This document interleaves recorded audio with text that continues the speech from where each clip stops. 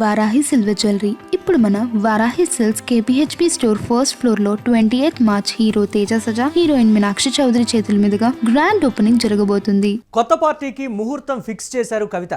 April 25న కవిత కొత్త రాజకీయ పార్టీని ప్రకటించనున్నారు. మేడ్చల్లోని మునీరాబాద్లో భారీ సభ ఉండనుంది. ప్రజలందరి సమక్షంలో పార్టీ పేరు ప్రకటిస్తారని కూడా చెప్పారు. యువత, మహిళలు భారీగా తరలి రావాలని ఆహ్వానించారు కవిత.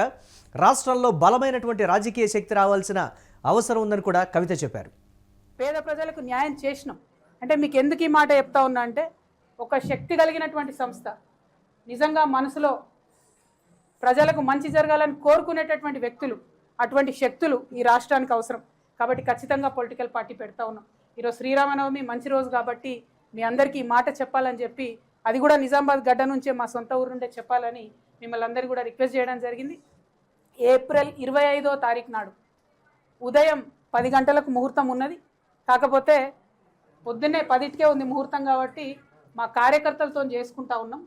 మేడ్చల్లో మునీరాబాద్ అనేటటువంటి ఒక ఊరిలో, మేడ్చల్లో మునీరాబాద్ అనేటటువంటి ఒక ప్లేస్లో ORR దగ్గర ఉంటుంది.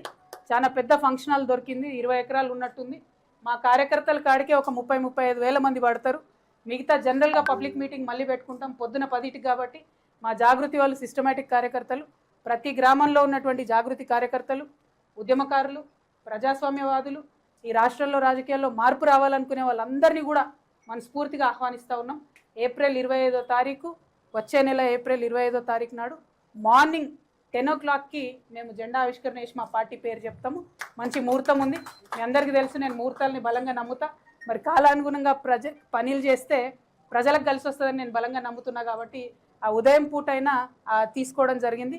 ఆ మొత్తం డీటెయిల్స్ అన్నీ కూడా ట్విట్టర్లో, ఫేస్బుక్లో, వాట్సాప్లో మళ్ళీ మీకు లొకేషన్తో సహా. ఆ హాల్ పేరు ఆద్య కన్వెన్షన్, అద్వయ కన్వెన్షన్, మునీరాబాద్. మార్నింగ్ 8 కల్లా మన కార్యకర్తలందరూ చేరుకోవాలి. ఎందుకంటే దీనికి సంబంధించి మరిన్ని అప్డేట్స్ మా కరెస్పాండెంట్ సత్య అందిస్తారు. సత్య, ఏం జరగబోతోంది? ఏప్రిల్ 25న పార్టీ విధానాలు ప్రకంపనలు సృష్టిస్తాయి. తెలంగాణ రాజకీయాల్లో ఒక కొత్త రాజకీయ శక్తి అవతరిస్తుంది అనేటువంటి ఒక మాట. ఎలాంటి అంటే పార్టీకి సంబంధించినటువంటి విధి విధానాలు, ప్రతి పార్టీ కూడా ప్రకటించే విధి విధానాల మీదే ఆ పార్టీని ఏ విధంగా ఓన్ చేసుకోవాలనేది కూడా ఫిక్స్ అయి ఉండేటువంటి సిచ్యువేషన్ ఉంటుంది. ఇప్పటి వరకు తెలంగాణ అంశానికి సంబంధించి బీఆర్ఎస్ పార్టీ అంటే అప్పట్లో ఉన్నటువంటి టీఆర్ఎస్ పార్టీ ఒక విధానంతో ముందుకు వచ్చినటువంటి సిచ్యువేషన్. ఇప్పుడు కవిత ఏ విధానాల్ని బలంగా ప్రజల్లోకి తీసుకెళ్ళి నన్ను నమ్మండి అని చెప్పే ప్రయత్నం చేస్తారు? ఒక రాజకీయ శక్తిగా ఎదగాలంటే కావాల్సినటువంటి ఒక గ్రాఫ్ అనేది ఉంటుంది. ఏంటి అసలు ఒక నెల రోజుల్లో అది ఏ విధంగా ఉండబోతుంది అనే ఒక క్యూరియాసిటీ. అప్డేట్స్ ఏంటి? ఓవరాల్గా ఏ విధంగా ఉండబోతోంది? పేరు ఇప్పటికే సోషల్ మీడియాలో రకరకాల పేర్లు కూడా తెర మీదకి వచ్చినటువంటి పరిస్థితి. జాగృతి నేతలు ఎవరు కూడా దీని మీద ఏమీ మాట్లాడట్లేదు. ఎలా చూడాలంటారు దీన్ని?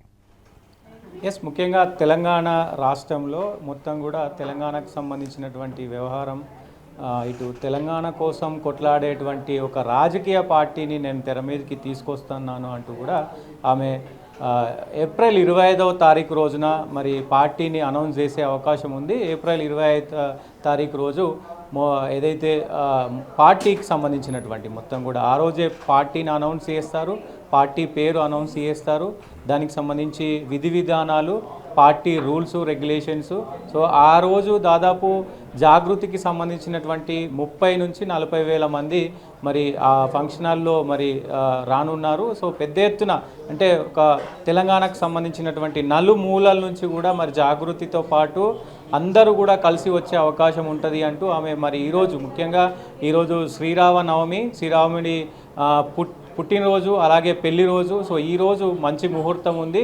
సో ఆ రోజు ఏప్రిల్ 25 రోజు కూడా మంచి ముహూర్తం ఉంది. అంటే మన తెలంగాణ భాషలో చెప్పాలంటే ఈరోజు పార్టీ కోసం ముగ్గు పోసారు. ముగ్గు పోసిన తర్వాత ఇల్లు కడతారు కాబట్టి సో పార్టీకి ముగ్గు పోసారని చెప్పుకోవచ్చు. చాలా అంశాలు మాట్లాడారు. చాలా అంటే ఎందుకు కొత్త పార్టీ పెట్టాలి అనేది ఆమె చెప్పిన పరిస్థితి ఉంది. అసలు తెలంగాణలో తెలంగాణ కోసం ప్రత్యేకంగా కొట్లాడే పార్టీ తెలంగాణలో లేదు.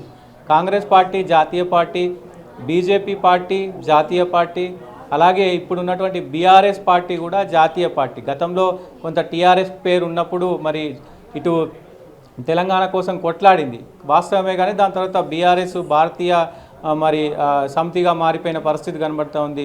సో అటు మొత్తం కూడా ఈ వ్యవహారం అంతా మరి తెలంగాణకు సంబంధించి ఎవ్వరు మాట్లాడని పరిస్థితి ఉంది. సో మనం 12.5 సంవత్సరాలు అవుతుంది తెలంగాణ వచ్చి. 12.5 సంవత్సరాల్లో మనం ఏదైతే కోరుకున్నామో, తెలంగాణ కోసం ఏదైతే కోరుకున్నామో, కనీస ఆ అవసరాలు కావచ్చు, కనీస వసతులు కావచ్చు తెలంగాణలో ఇప్పటికి కూడా లేవు. నీళ్లు, నిధులు మొత్తం కూడా మరి ఎవరు ఇది వేసుకున్నారు, ప్రజలకు ఒరిగిందేంటి ఈ 12.5 సంవత్సరాల్లో? ఆ ఉద్యోగ అవకాశాలు ఎన్ని వచ్చినాయి? మరి నీళ్లు, కృష్ణా గోదావరి నీళ్లు మరి ఎటుపోతూ ఉన్నాయి?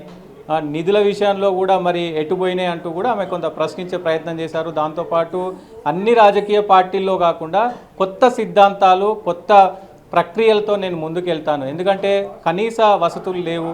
నిన్న ఏదైతే వెలుగు మాటలకు సంబంధించినటువంటి ఇష్యూలో విజయం సాధించాను. నేను ఏదైనా ఇష్యూని పట్టుకుంటే రాష్ట్ర వ్యాప్తంగా జరుగుతున్నటువంటి ఏ విషయమైనా ప్రజల కోసం నేను ఎక్కడి దాకా అయినా పోతాను, ప్రజల కోసం నేను నా శ్వాస ఉన్నంత వరకు పోరాడతాను, కొట్లాడతాను అంటూ కూడా ఆమె మాట్లాడారు. దాంతోపాటుగా మరి వచ్చే ఎలక్షన్స్లో నేను గెలుస్తానా గెలవనా అది సెకండరీ, కానీ నేను ప్రజల కోసం, తెలంగాణ ప్రజల కోసం 95% నేను పోరాడతాను. 5% జాతీయ రాజకీయాల గురించి కూడా చూస్తాను, జాతీయ రాజకీయాల గురించి కూడా ఒక వింగ్ ఉండబోతుంది అంటూ ఆమె చెప్పిన పరిస్థితి ఉంది. ముఖ్యంగా ఈ వ్యవహారంలో అంటే ఈ మొత్తం తెలంగాణకు సంబంధించి కూడా కొన్ని కనీస అవసరాలు లేవు. అంటే గ్రౌండ్లో రాష్ట్ర స్థాయిలో జాగృతి ఏదైతే బీఆర్ఎస్ నుంచి బయటకు వచ్చిన తర్వాత జనం బాటలో భాగంగా 10 జిల్లాలు తిరిగింది, ఉన్నటువంటి ఉమ్మడి 10 జిల్లాలు తిరిగింది. గ్రౌండ్లో ఏమేం వసతులు కావాలి ప్రజలకు, ఏంటి నీరు కావచ్చు, డ్రైనేజ్ ఒక పార్టీ పుట్టుక ఒక సమస్య నుంచి వస్తుంది అనేది ఇప్పటివరకు మనం చూసాం. కానీ కవిత పార్టీ పెట్టడం అనేది ఏ విధమైనటువంటి సందర్భం అని మనం క్లియర్గా చెప్పచ్చు. తన ఆత్మాభిమానానికి కావచ్చు, ఆత్మగౌరవం దెబ్బతిన్నది కాబట్టి నేను బయటకు వచ్చేసి చేస్తున్నాను అంటే వ్యక్తిగత అంశానికి సంబంధించి పార్టీ పెట్టే విధానం నిజంగా తెలంగాణకు అన్యాయం జరుగుతుందని ఆ రోజు టీఆర్ఎస్ పార్టీ వచ్చిన విధానానికి ప్రస్తుతం కవిత పార్టీ పెట్టేటువంటి పరిస్థితులకి ఎక్కడా సింక్ అవ్వట్లేదని కూడా ఇటు బీఆర్ఎస్ నేతలు కూడా చెప్తున్నటువంటి సిచ్యువేషన్ ఉంది కదా సత్య, దాన్ని ఎలా చూడాలంటారు మనం? ఎస్, మీరు అన్నట్లు కొంత మరి తెలంగాణ రాష్ట్రంలో ప్రస్తుతం ఉన్నటువంటి సిచ్యువేషన్లో కొత్త పార్టీ అవసరం ఉందా అంటే మరి ఉందని అవసరం ఖచ్చితంగా ఉంది. ఎందుకంటే కాంగ్రెస్ పార్టీ కూడా మరి జాతీయ స్థాయి పార్టీ ఇప్పటికే 66 సార్లు మరి ఢిల్లీకి వెళ్ళినారు ముఖ్యమంత్రి అనేది కూడా ప్రచారం చేస్తూ ఉంటారు. బీఆర్ఎస్ అనుకున్న స్థాయిలో తెలంగాణకు న్యాయం చేయలేదని అందరూ అంటున్న పరిస్థితి. బీజేపీ కూడా జాతీయ పార్టీ కాబట్టి సో ఇట్లా రాష్ట్రం గురించి ఆలోచించేటువంటి పార్టీ కావాలి, రాష్ట్ర ప్రజల కోసమే ఆలోచించేటువంటి పార్టీ కావాలి. కొంత మరి ఇక్కడ తెలంగాణకు సంబంధించినటువంటి అందరినీ కూడా కలుపుకొని వెళ్తాను అని చెప్తా ఉంది. ఇప్పటికే బీజేపీ నుంచి, కాంగ్రెస్ నుంచి, బీఆర్ఎస్ నుంచి ఎక్కువ మంది మరి ఏదైతే ఏప్రిల్ 25 ఉందో ఆ రోజు బీఆర్ఎస్ నుంచే ఎక్కువ మంది పార్టీలో జాయిన్ కాబోతున్నారు అంటూ కూడా హింట్ ఇచ్చిన పరిస్థితి కనబడుతోంది. గతంలో నన్ను తిట్టిన వారు ఎవరైనా సరే, అది బీజేపీ పార్టీలో ఉండొచ్చు, కాంగ్రెస్ పార్టీలో ఉండొచ్చు, ఏ పార్టీలో ఉన్నవారైనా తెలంగాణ కోసం కొట్లాడేటోళ్లకు, తెలంగాణ ఆకాంక్ష కోసం, తెలంగాణ ప్రజల కోసం కొట్లాడేటోళ్లకు నా పార్టీలో స్థానం, నా పార్టీ గేట్లు ఓపెన్ ఎప్పుడూ ఉంటాయంటూ కూడా ఆమె ఇచ్చారు. నన్ను తిట్టినా సరే ఆ సందర్భంలో తిట్టొచ్చుగాక, బట్ నేను నా పార్టీలో చేర్చుకుంటాను ఎవరు వచ్చినా సరే. ముఖ్యంగా ఇక్కడ ఇప్పుడు ఉన్నటువంటి సిచ్యువేషన్లో ఈ పార్టీలో జాగృతి పార్టీ కావచ్చు, ఆమె పెట్టబోయే మరి కొంత విధాలుగా తెలుస్తూ ఉంది. ఇటు తెలంగాణ ప్రజా జాగృతి పేరే ఖరారవుతుంది అనేది కూడా కొంత మరి వార్తల్లో నిలుస్తున్న పరిస్థితి కనబడుతుంది. ఆమె పెట్టబోయే పార్టీలో ప్రధానంగా ఏదైతే గతంలో ఉద్యమం సమయంలో 1969కి సంబంధించినటువంటి ఉద్యమకారులు కావచ్చు, అలాగే 2001 నుంచి ఉద్యమకారులు కావచ్చు, వీళ్ళందరినీ కూడా పార్టీలో చేర్చుకుంటాను, తెలంగాణ కోసం కొట్లాడిన ప్రతి ఒక్కరిని పార్టీలో చేర్చుకుంటాను. సో మొత్తం అంటే తెలంగాణ ఎజెండానే ఇంపార్టెంట్, తెలంగాణ కోసం కొట్లాడేటోళ్ళు పార్టీలోకి రావాలి అంటూ కూడా ఆమె పిలుపునిచ్చిన పరిస్థితి కనబడుతోంది. కొత్త వ్యూహంతో వెళ్తూ ఉన్నాను.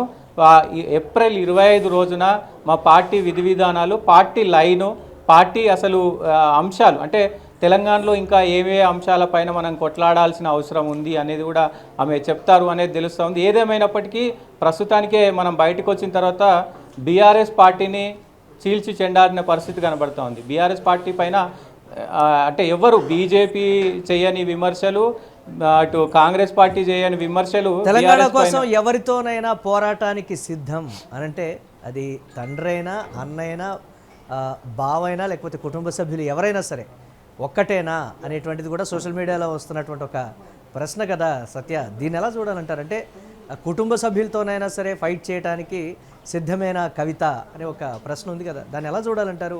ఒకవేళ రేపటి రోజున కేసీఆర్ అలాగే కవిత మళ్ళీ ఇద్దరు ఉన్నటువంటి పరిస్థితులకు అనుగుణంగా మళ్ళీ ఒకటైపోతే సిచ్యువేషన్స్ ఏంటి అనే మరో ప్రశ్న ఉంది కదా రాజకీయంగా కుటుంబ పరంగా. ఈ కోణాన్ని ఎలా చూడాలంటారు?